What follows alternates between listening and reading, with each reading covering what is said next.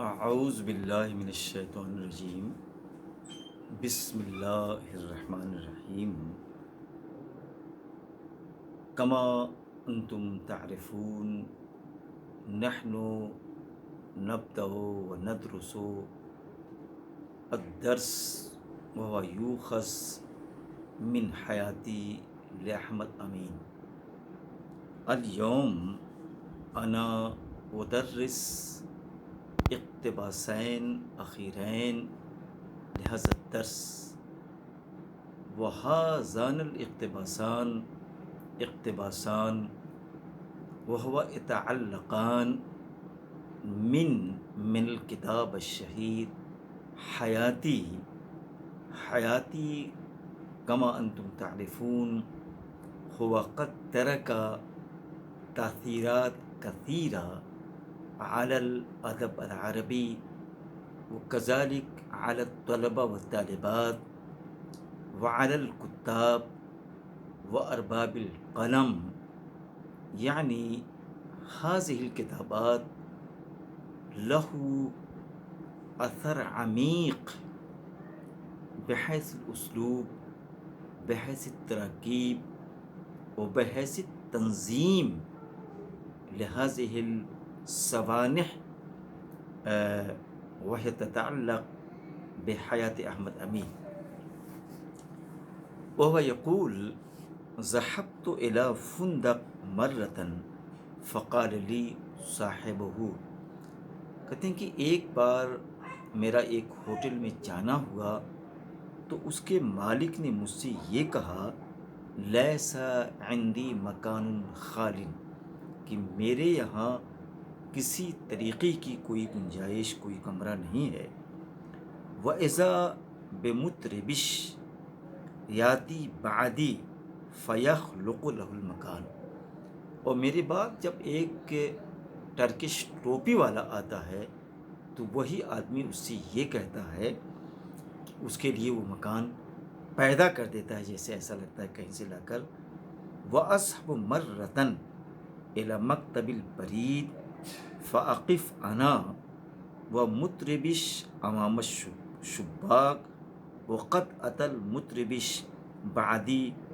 فَيُقَدِّمُهُ، کہنے کہ ایک بار میرا پوسٹ آفس جانا ہوا، میں کھڑا تھا، کہتے ہیں کہ اور ایک ٹرکش ٹوپی لگائے ہوئی بھی کھڑکی کے سامنے تھا، جبکہ وہ مجھ سے بعد میں آیا تھا، لیکن فَيُقَدِّمُهُ رَجُلُ الْبَرِيدَ عَلَيَّ، لیکن پوسٹ مین جو ہے وہ مجھ پر اسے فضیلت دیتا ہے، اسے افضلیت دیتا ہے، پہلے کر دیتا ہے۔ وَيُجِيبُ طَلَبَهُ فَأَثُورُ عَلَيْهِ وَأُطَالِبُهُ بِالْعَمَلِ بِالتَّرْتِیب، کہتے ہیں کہ لیکن پہلے اس سے، جو ٹرکش ٹوپی لگائی ہوئی اس سے پوچھتا ہے، اور کہتے ہیں کہ وہ اس کی ضروریات جاننا چاہتا ہے، تو میں اس پر پل پڑا، جو پوسٹ مین تھا، اور میں نے اس سے یہ کہا کہ کام،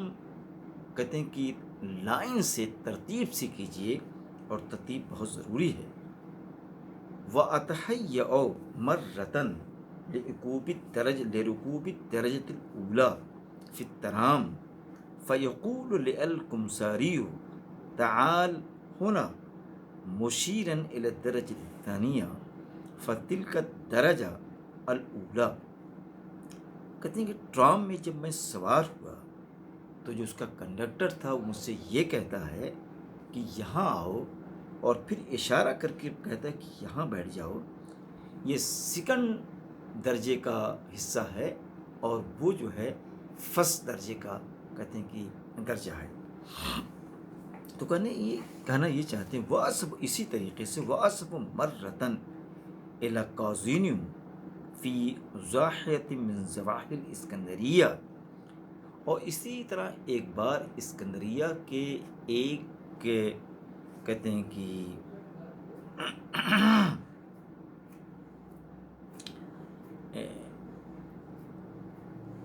کازینو کہتے ہیں، کلب کو کہتے ہیں، کہ کلب میں مجھے جانا ہوا، اور اس وقت میرا ایک دوست بھی میرے سامنے تھا، اور کہتے ہیں کہ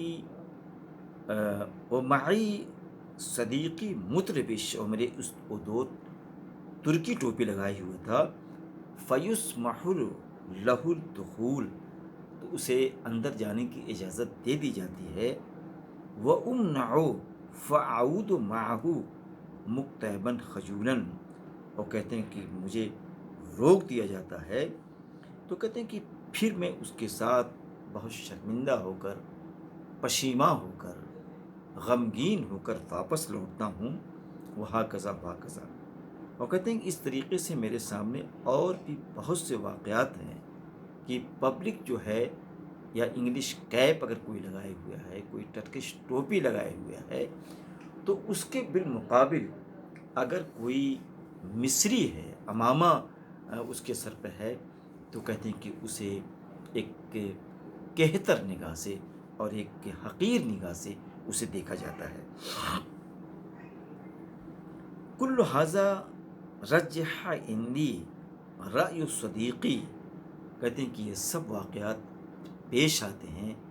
تو میرے دوست نے جو امامہ کو ہٹا کر ٹرکش ٹوپی میں آنے کی بات کہی تھی،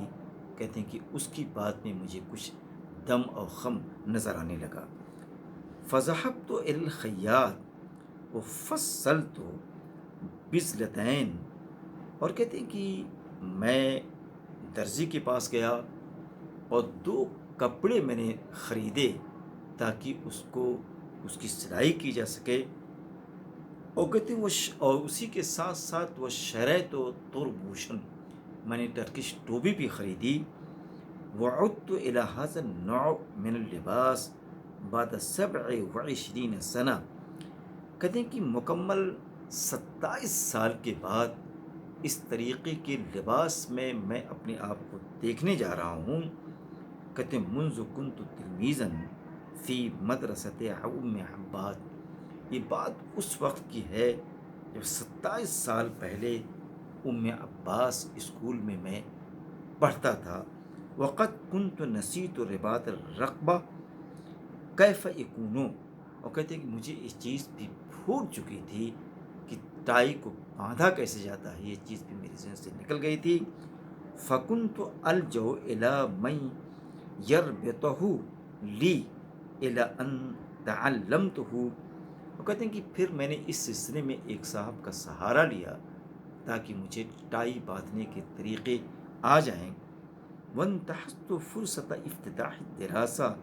في العام الجديد فذهبت متربشا، اور کہتے ہیں کہ جب نئے سیشن کا آغاز ہوا تو میں اس لباس میں ٹرکش ٹوپی کے ساتھ کالج گیا۔ وكنت أتعثر في مشیتی فی الشارع،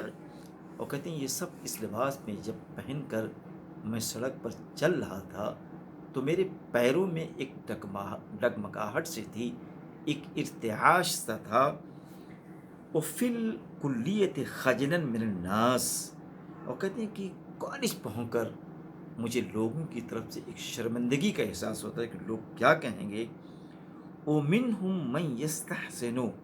ومنہم من یستہجن، اور کہتے ہیں کچھ ایسے لوگ بھی ہوں گے کہ جو میرے اس اقدام کو، میری اس لباس کو، میری اس تبدیلی کو سراہیں گے، اور کچھ لوگ ایسے بھی ہوں گے جو مجھ پر تنقید کریں گے اور اس سلسلے میں میرے اوپر طرح طرح کے تبصرے اور جملے بازیاں کریں گے۔ وقالت لی سیدۃ انجلیزیۃ زوج صدیقین، کہتے ہیں کہ میرے دوست کی ایک محترمہ تھیں جن کا تعلق انگریزوں سے تھا، وہ انگلش لیڈی تھیں۔ لی انی کنت افضل لبسک العمامہ، کہتے ہیں کہ میں آپ کے لیے یہ چاہتی ہوں کہ آپ عمامہ ہی پہنیں، یہ چیز آپ کے لیے زیادہ بہتر ہوگی۔ فقلت لها لک الحق وانما تفضلین العمامہ علی النمط الذی تفضلین به الطرف القدیمہ فی خان الخلیلی، اور کہتے ہیں کہ آپ کا یہ آپ کی رائے ہے، آپ کی مرضی ہے، آپ جو چاہیں کریں، لیکن یہ جو آپ میرے لیے امامہ کو پسند کرتی ہیں، بات یوں ہے کہ جیسے کوئی شخص خان خلیلی جو ایک لیٹسٹ قسم کی جدید قسم کی مارکیٹ ہے، اس میں کوئی ایسا گوشہ ہو کہ جس میں قدیم زمانے کی چیزوں کی نمائندگی کی گئی ہوگی، تو بالکل اسی طریقے سے آپ کی رائے بھی ہے، اور میں اس کو اسی زاویے سے اسی طریقے سے دیکھوں گا۔ علی مخازن البیع فی شارع فؤاد، یہ خان خلیلی جو مارکیٹ ہے، یہ فؤاد کی جو سڑک ہے وہاں پر یہ واقع ہے۔ وعلی کل حال کنت بذالک اکثر اندماجا فی الوسط الجامعی واشد انسجاما، لیکن جناب میں تو حقیقی حال یہ بیان کرنا چاہتا ہوں کہ جو میں اس لباس میں کالج میں جاتا ہوں، عمامہ کو اتار کر ٹرکش ٹوپی کو لگاتا ہوں، تو اب جو کالج میں جاتا ہوں، پہلے جب گیا تھا عمامہ کے ساتھ ازہری لباس میں، تو مجھے جیسے اپسٹ کوئی چیز ہو، کہیں کوئی چیز سیٹ نہ ہوتی ہو، اس میں سماتی نہ ہو، کھپ نہ جاتی ہو۔ لیکن آج جب میں اس لباس میں پہنچتا ہوں تو ایسا لگتا ہوں کہ کالج کا جو ماحول ہے، یہاں کی جو سوسائٹی ہے، اس میں پورے طریقے سے گھل گیا ہوں، مل گیا ہوں۔ اور پہلے جو ایک عجیب قسم کی شرمندگی تھی، ندامت تھی، اور کہتے کہ مجھے کچھ عجیب سی علیحدگی پن کا احساس ہوتا تھا، کہتے کہ وہ جو حیرت تھی، وہ جو ڈر تھا، اور ایک طریقے سے غربت کا احساس ہوتا تھا، تو ساری غربت، وہ ساری اجنبیت، وہ سارا استحجاب بالکل سے ختم ہو جاتا ہے۔ احمد امین نے اس کا جو سبق آپ نے پڑھا ہے، اس میں ایک بات کا یہ احساس ہونا چاہیے کہ عربی لکھی کس طریقے سے جاتی ہے، اور اپنی زندگی کے واقعات کو، اپنی زندگی کے تاثرات کو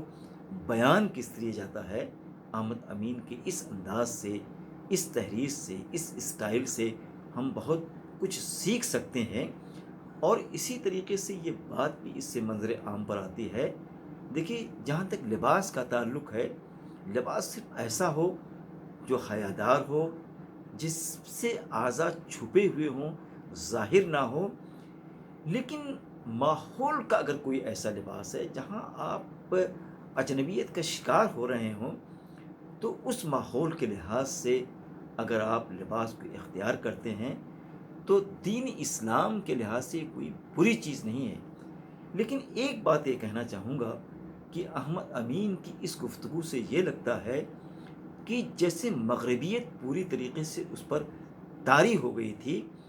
مغرب کے اثرات اس پر حاوی ہو گئے تھے، اور ایک طریقے سے ازہر نے جو کچھ اسے دیا تھا، اس کی جو شرقی تہذیب تھی، اس کی جو مشرقی تہذیب تھی، اس مشرقی تہذیب کے لحاظ سے ایک طریقے سے میں سمجھتا ہوں کہ اس کو مرویت کہتے ہیں، اور جہاں مرویت ہوتی ہے، اس شخص کے اندر کوئی کمی ہوتی ہے، تو احمد امین بھی یہاں مرعوب نظر آتے ہیں، اور ان کے اندر کوئی کمی سی نظر آتی ہے۔ میں انہی کلمات کے ساتھ اپنی بات کو